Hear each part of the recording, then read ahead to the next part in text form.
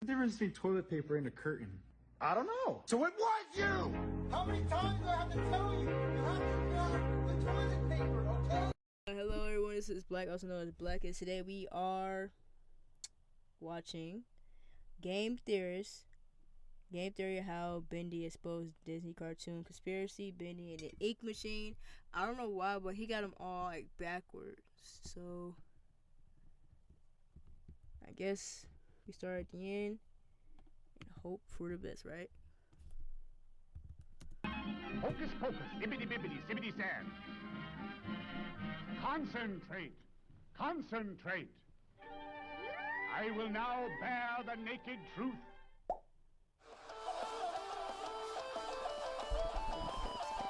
It's back.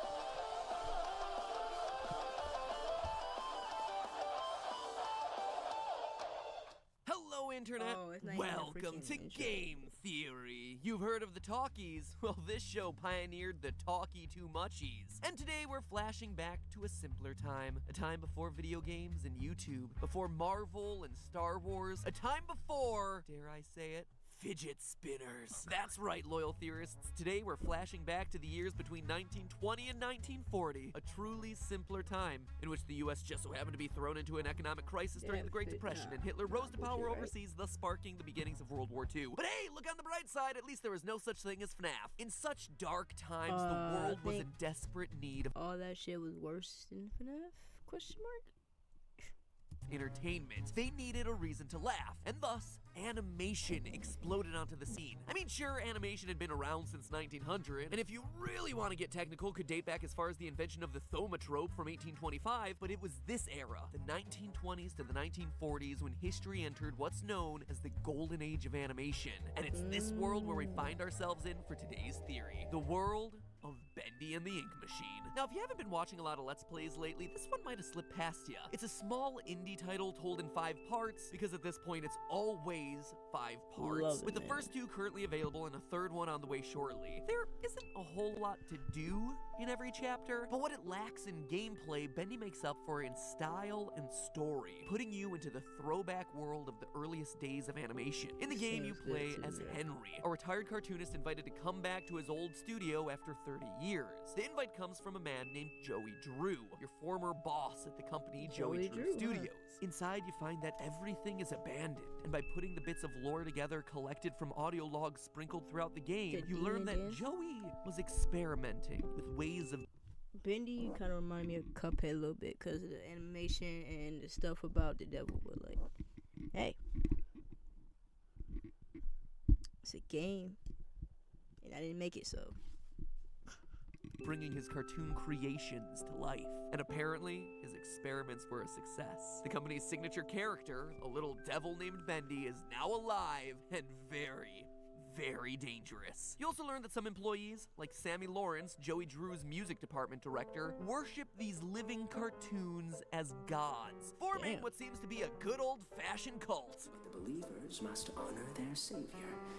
I must have him notice me, for our Lord is calling to us, my little sheep. The time of sacrifice is at hand.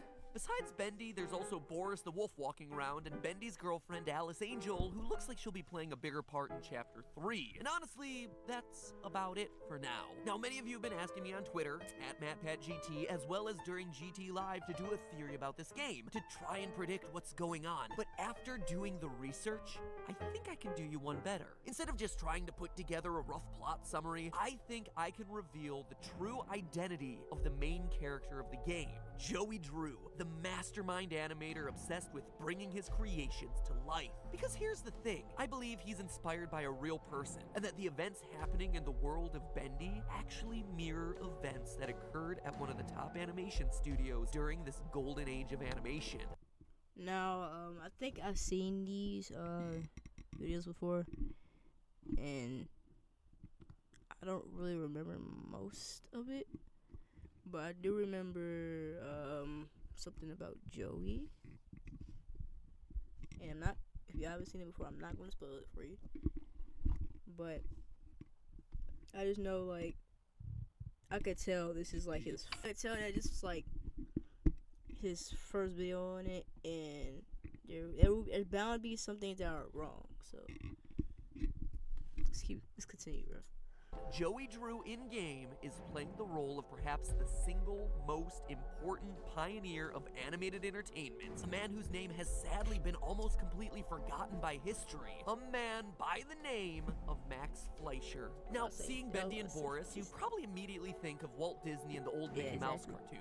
I mean, we're all trained to think that Walt Disney was the pioneer of this style of animation, that he's the guy who made cartoons into what they are today, but that's because he purposely planted those thoughts into your head. And that's not an exaggeration. If you read about Walt Disney, you start to learn that he was a master of marketing himself, taking credit for things that weren't his idea to begin with and using the media to sell his story to listeners who didn't know any better. No, if you're looking for the true masterminds responsible for helping to shape the early world of animation, it was Max Fleischer, with his brother Dave Fleischer working from their animation studio in New York.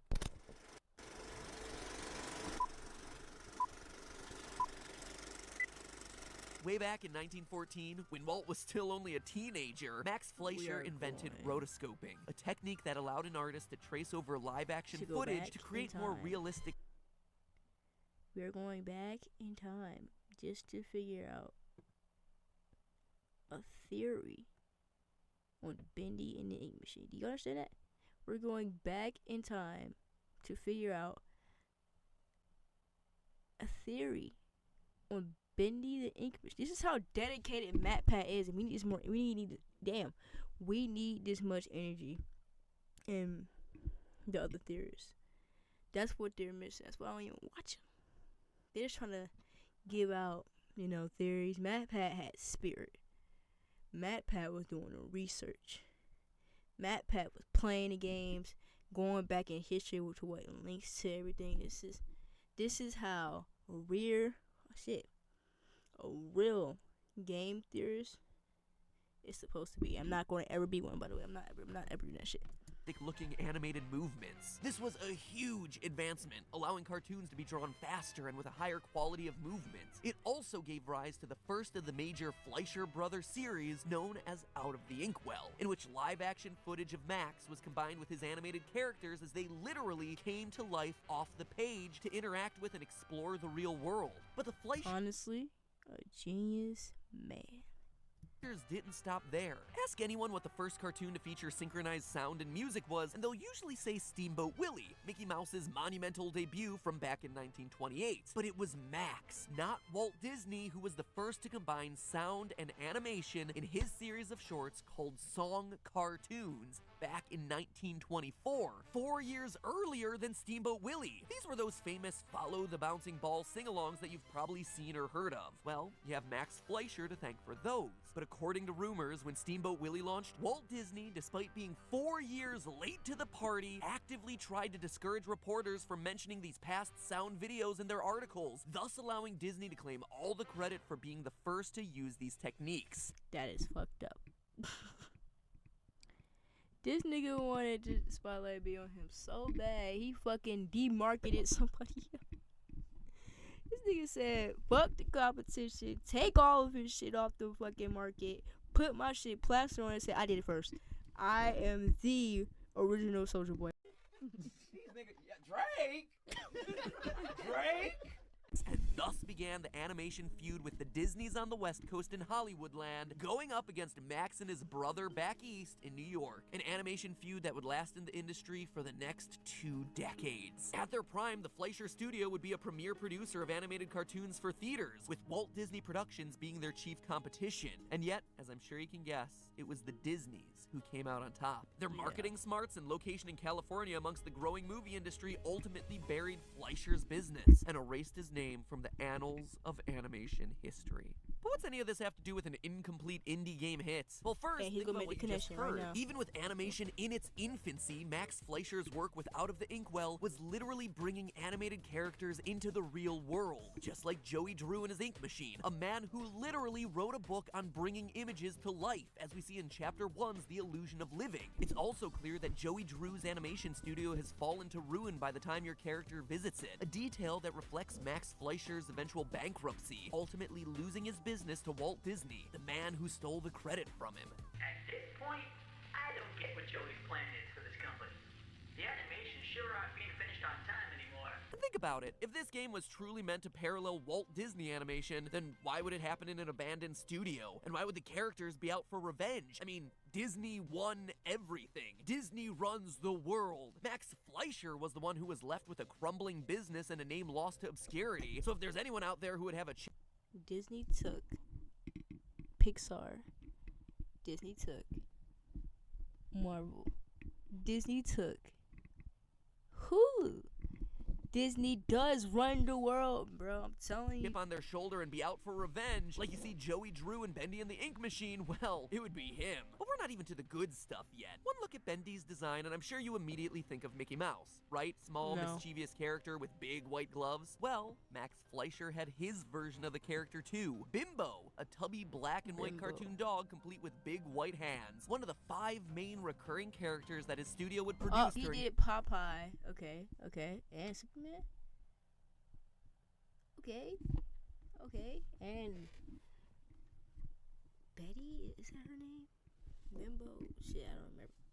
Their run. A character whose personality is a much more direct parallel to Bendy than Mickey's is. Mickey, in his early cartoons, tends to be the good guy, the one who's having to fight back against bullies. But Bimbo is actively a troublemaker. So much so that one of his most infamous appearances, 1930s Swing You Sinners, is entirely about undead spirits punishing him for his misdeeds. Chickens you used to steal. I don't steal no more. That shit crazy fuck. He's constantly chasing women and pulling pranks. Bimbo's behavior just seems to be the stronger match for what you'd expect from a little devil like Bendy. And the parallels aren't just with Bimbo. There's also a direct relation between Max's real-life characters and Bendy's girlfriend, Alice Angel. Now, admittedly, we don't know too much about Alice. She was just introduced in Chapter 2 through 1 poster and 1 audio log. But what we do know is that she appears to be a female devil creature like Bendy, who somehow became an angel, like a Looney Tunes-esque Lucifer who happens to sing. We also know that she's drawn to be beautiful. Not only does she just physically look pretty, but she's also wearing a tight black halter-top dress, something that, back during this era of animation, would have been seen as sexy and scandalous. This is where this shit comes from. It comes from the fucking 1930s. Niggas talking about some that pretty old lady on the fucking screen. Nigga don't even like an actual human. I'm telling you, bruh. And then these animation, people be getting worse with these crushes and shit. Like 2010 animation, people having crush on people. Damn. Like, bro, Barbie, Ken, My Little Pony. Also know via the audio logs that Sammy Lawrence expects her to surpass Bendy's popularity. People really seem to enjoy my Alice Angel voice. Sammy says she may be as popular as Bendy someday. Long story short, this ain't your mama's Minnie Mouse, but it is your mama's Betty Boop. That's her name. I couldn't get Betty Boo. That's her name. That's her name. Okay. One of the Fleischer Studios' most famous creations. Betty Boop matches exactly with Alice. She's a singer who was introduced into the cartoons to be Bimbo's love interest, surpassed him to become way more popular, and was considered to be an attractive, sexy character back in the day. We're a football hit. I don't get that.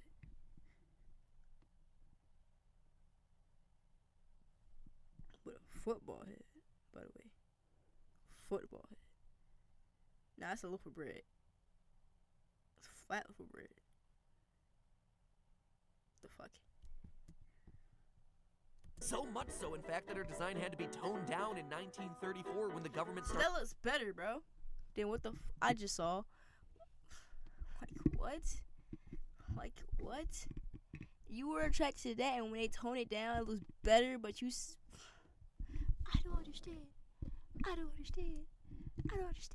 Started cracking down on the sexual content in films.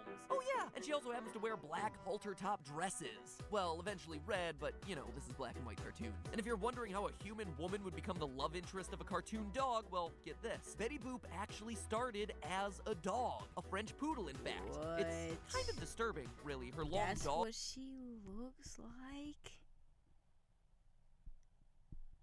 That's why she looked like that? Because she was a freaking poodle?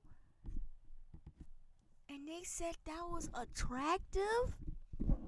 They said a poodle was attractive. Oh, hell no. Dog ears became her long hoop earrings. Ugh, it's kind of gross. Anyway, she's also the matching species of her love interest, just like the Ink Machine's two little devils. But it's stylistically where we see these two worlds collide the most. During Fleischer's war against Disney, two styles of animation developed. Disney's West Coast style was much more family-friendly, with characters behaving much more realistically and in settings that happen to be brighter and cheerier. The New York style, Max's work, was much grittier, twisted, aimed at more mature audiences with character bodies contorting like rubber bands. It was a looser animation style that felt like improv, where characters aren't so tightly bound to the rules of reality. It was a lot like the YouTube animations that you see from channels like Gonzo SSM, Psychic Pebbles, Oni NG, and of course, Ego Raptor. The settings were grungier, taking place in cities and sewers, inside buildings rather than outdoors, and the topics dealt with were racier, just like Betty Boop, a character made to be a sex symbol that has literally persisted across generations. In short,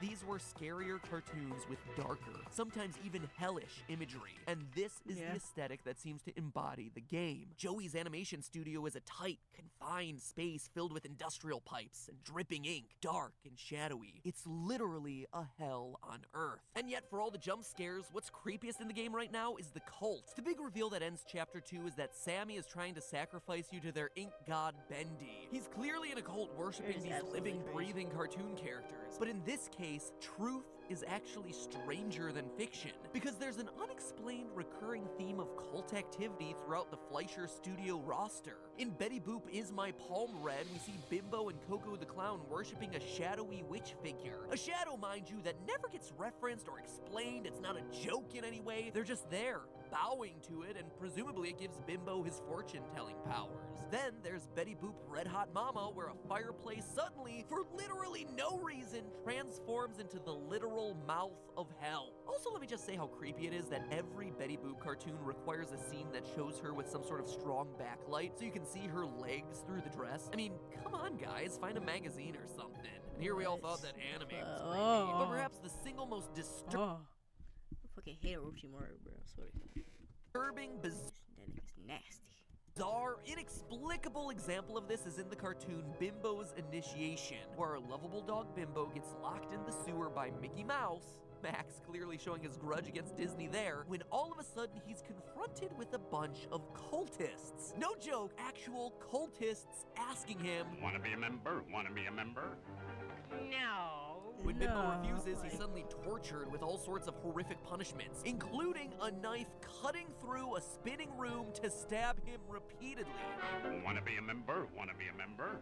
No. Over and over again, he's asked to join until he's finally had enough punishment and says yes, at which point it's revealed that the cult is made up entirely of Betty Boops. What?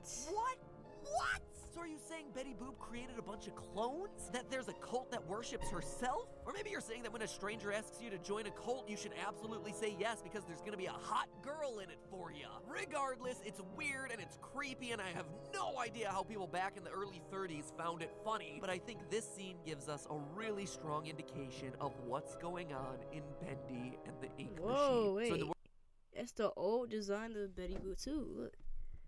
Look, it's not even oh, never mind, she has the same shit, I forgot. God damn it. Really strong indication of what's going on in Bendy and the Ink Machine. So in the words of Good Mythical Morning, let's talk about that. Between the gritty setting, the failing company, the desire to bring cartoons to life, the mischievous white-gloved mascots and matching female partners, a boss with a chip on his shoulder, and the recurring cult imagery, there is little to no doubt that Max Fleischer is, in fact, the real-life Joey Drew. So then what? What's all this mean for the game? What's the point of doing this? Well, if this theory proves true, first, we'll see Alice take center stage as the game goes on. Like Betty Boop, we'll hear about how her popularity skyrocketed, surpassing Bendy. And you can expect Bendy probably won't be too happy about that, creating some infighting between the characters with you stuck in the middle. I'd also hazard to guess that we haven't seen the last of that cult. Just like we saw in Bimbo's Initiation, how intense would it be to learn that these characters are using the Ink Machine to replicate themselves, building a cult consisting of hundreds of horrifying Bendy and Alice clones. And lastly, just like Sammy is an ink monster, it wouldn't surprise me to see Joey Drew as the real identity behind the first Bendy.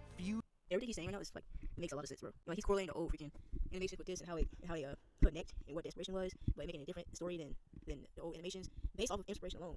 and saying how they made multiple clones of each other and there's different versions of them, saying that, oh, they got an image just like how the cultists were a Betty Boop, or like, oh shit, the replicas of Betty Boop after they were revealed from the cultists to Betty Boop. And saying, and correlating that, saying they were replicas from the ink machine, just like how Max Fleischer did with his painters. What do you want to call it, bro? Goddamn.